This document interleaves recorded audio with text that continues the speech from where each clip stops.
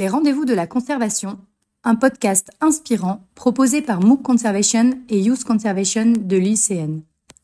À travers des interviews d'acteurs engagés dans la conservation, nous souhaitons informer, former et inspirer tous les passionnés de la nature qui s'impliquent dans la protection de l'environnement. Bienvenue dans ces rendez-vous de la conservation.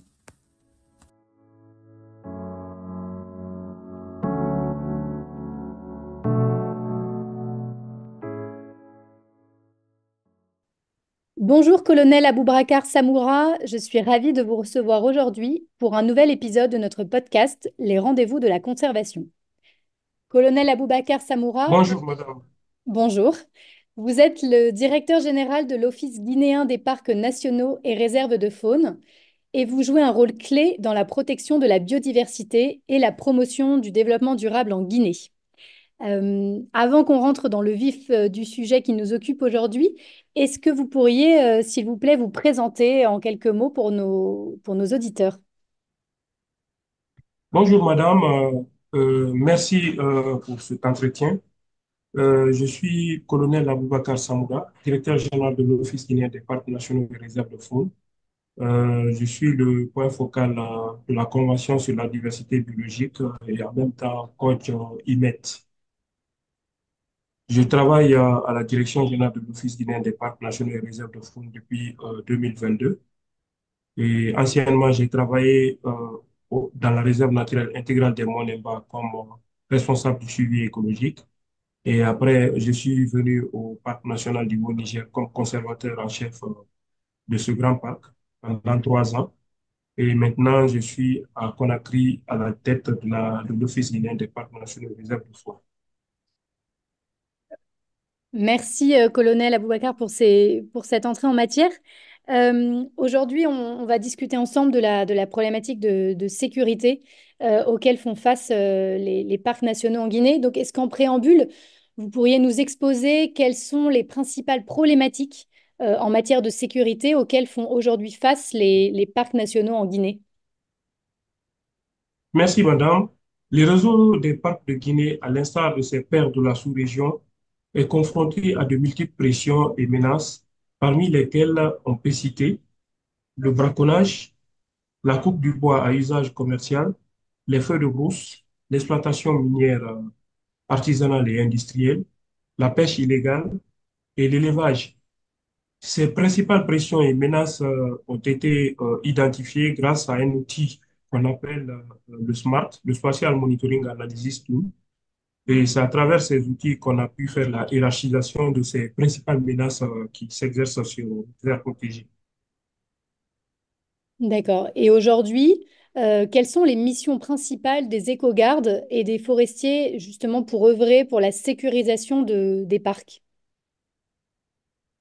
Avant tout, madame, je voulais rappeler la mission principale de l'Office guinéen des parcs nationaux et réserves de faune.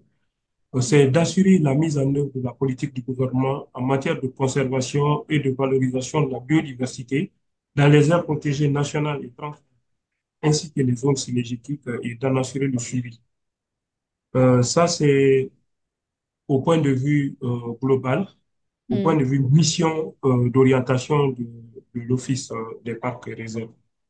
De cette mission principale découle celle des conservateurs de la nature qui se situe à deux niveaux hiérarchiques. Si je prends la mission des conservateurs en chef, le conservateur en chef ou chef de site est la personne motrice qui incarne le leadership dans la gestion et la gouvernance de l'aire protégée. Il est la préférence, il est la référence pour tous les acteurs et doit se doter des compétences managériales, communicationnelles et techniques aussi bien vis-à-vis de l'ensemble du personnel de l'aire protégée que des parties prenantes à divers niveaux, notamment local, national et international. Au niveau, au niveau des conservateurs de la nature, puisque chez nous, on les appelle plus éco-gardes, c'est les agents conservateurs de la nature. Ils ont pour mission d'assurer l'intégrité des sites de conservation et la sécurité de l'aire protégée au sein de laquelle il est affecté. Ceci intègre la surveillance vis-à-vis d'éléments naturels, notamment les feux, les inondations, les activités humaines. pratiquées sur le site, ainsi que la surveillance de l'état sanitaire de la faune. Ils appliquent les lois et réglementations face aux violations commises dans une aire protégée. Merci pour votre réponse, colonel. Et aujourd'hui, quelles solutions concrètes envisagez-vous pour renforcer la sécurité dans les parcs et les réserves?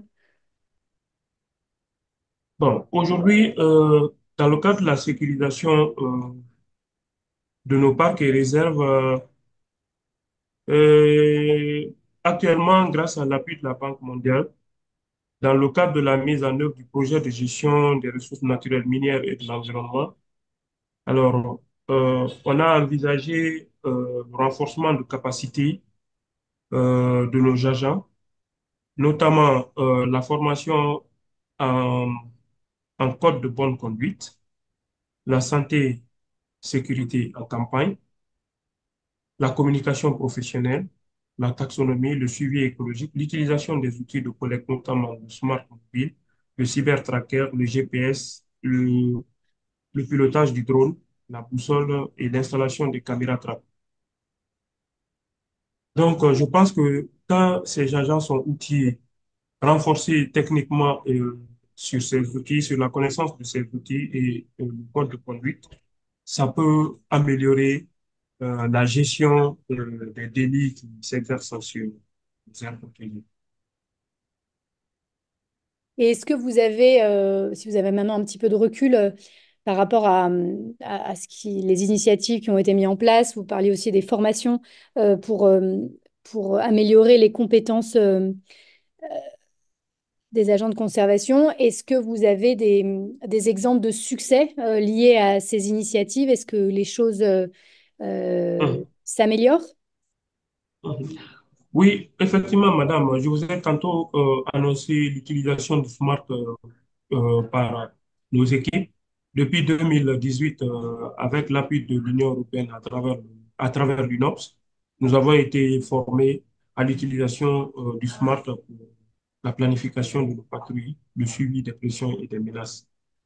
Alors, donc, cet outil a vraiment révolutionné la conservation dans notre pays et nous a permis vraiment de suivre la répartition des indices d'agression sur la biodiversité, la récompense des meilleurs sites en fonction de l'effort fourni. Et tout ceci est calculé par l'outil SMART.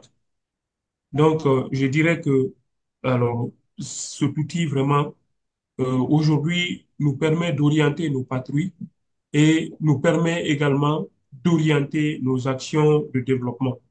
Parce qu'à travers l'outil, on peut savoir quelles sont les zones qui sont beaucoup plus impactées par les actions anthropiques et quelle est la cause de ces agissements sur la biodiversité et quelles sont les mesures qu'on peut apporter à ces communautés pour les permettre de réduire les pressions sur ces zones. Donc vraiment, ces outils aujourd'hui nous ont permis vraiment d'avancer et de cesser de tâtonner dans le cadre de la récompense des meilleurs agents. C'est très intéressant. Euh, Vous en avez parlé un petit peu aussi en introduction. Je voudrais qu'on revienne un peu sur le rôle des communautés locales Mhm, qui qui sont directement impactées, enfin, qui impactent et qui sont impactées par cette problématique de sécurité dans les parcs. Aujourd'hui, mhm, en Guinée, quelles stratégies sont mises en œuvre pour justement mhm, sensibiliser ces communautés locales à l'importance de la sécurité mhm, dans les parcs? mhm.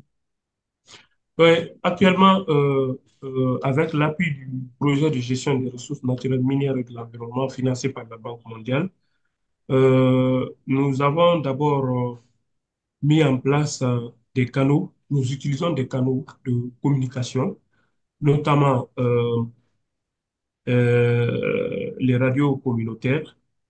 Nous organisons des théâtres dans les écoles, les compétitions sportives nous confectionnons également des pictogrammes et des panneaux de signalisation pour sensibiliser les communautés riveraines au respect des normes environnementales et au respect des bonnes pratiques dans et autour de nos aires protégées.